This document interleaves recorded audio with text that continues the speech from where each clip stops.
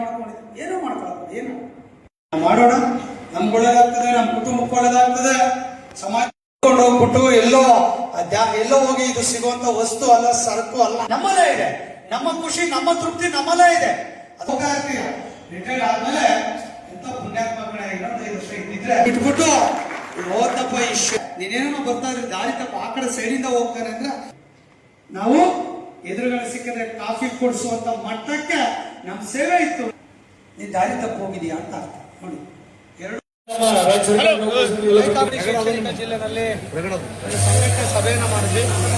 ಪ್ರತಿ ಜಿಲ್ಲೆನಲ್ಲಿ ಈ ಥರದ ಸಂಘಟನಾ ಸಭೆಗಳನ್ನು ಮಾಡ್ತಾ ಇರ್ತೀವಿ.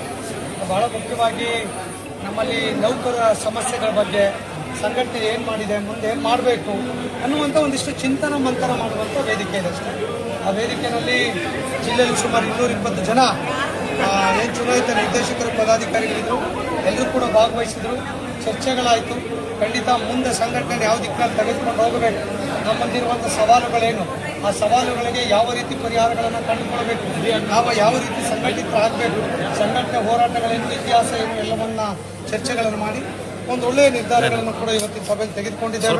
ನಮ್ಮ ಮುಂದೆ ಇರುವಂಥ ಸೆಂಟ್ರಲ್ ಪೇ ಕಮಿಷನ್ NPS ಬಗ್ಗೆ ಕೂಡ OPS ಜಾರಿಗೆ ಬರುವಂಥ ವಿಚಾರದಲ್ಲಿ ಕೂಡ ಮುಂದೆ ಅನಿವಾರ್ಯವಾದರೆ ಹೋರಾಟಕ್ಕೆ ಕೂಡ ತೀರ್ಮಾನಗಳನ್ನು ತೆಗೆದುಕೊಳ್ಳುವ ದಿನಕ್ಕೆ ನಾವೆಲ್ಲ ಕೂಡ ಸಿದ್ಧರಾಗಬೇಕು ಅನ್ನುವಂಥ ಚರ್ಚೆಗಳು ಕೂಡ ಇವತ್ತಿನ ಸಭೆಯಲ್ಲಾಗಿದೆ. ಇಡೀ ರಾಜ್ಯದಲ್ಲಿ ಕೂಡ ಇದೇ ರೀತಿಯ ವಾತಾವರಣ ಇದೆ. ಪ್ರತಿ ಜಿಲ್ಲೆಗಳಲ್ಲಿ ಕೂಡ ಈ ರೀತಿಯಾಗಿರುವಂಥ ಸಂಘಟನಾ ಸಭೆಗಳನ್ನು ವಿಶೇಷವಾಗಿ ಮಾಡ್ತಾ ಇದ್ದೀವಿ.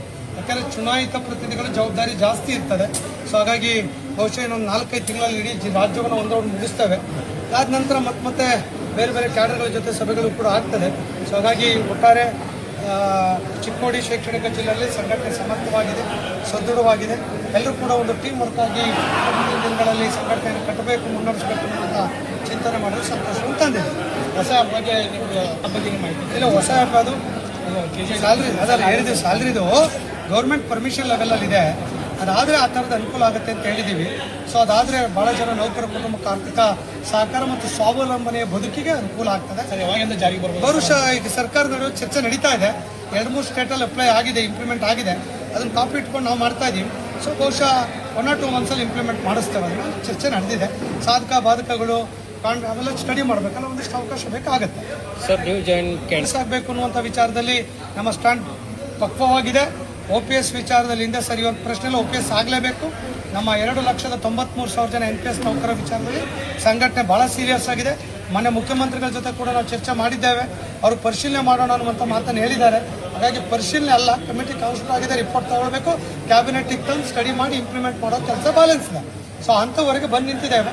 ಅದನ್ನು ಇಂಪ್ಲಿಮೆಂಟ್ ಮಾಡುವಂಥ ವಿಚಾರದಲ್ಲಿ ನಾವು ಕೂಡ ಒತ್ತಡವನ್ನು ಸರ್ಕಾರದ ಮೇಲೆ ಹಾಕ್ತೇವೆ. OPS ಮಾಡಿಸುವಂಥ ವಿಚಾರದಲ್ಲಿ ಸಂಘಟನೆ ಹಿಂದೆ ಸರಿಯೋದಿಲ್ಲ ಅನ್ನೋದನ್ನು ಭಾಳ ಸ್ಪಷ್ಟವಾಗಿ ಹೇಳಲಿಕ್ಕೆ ಬಯಸ್ತೇವೆ. Thank you.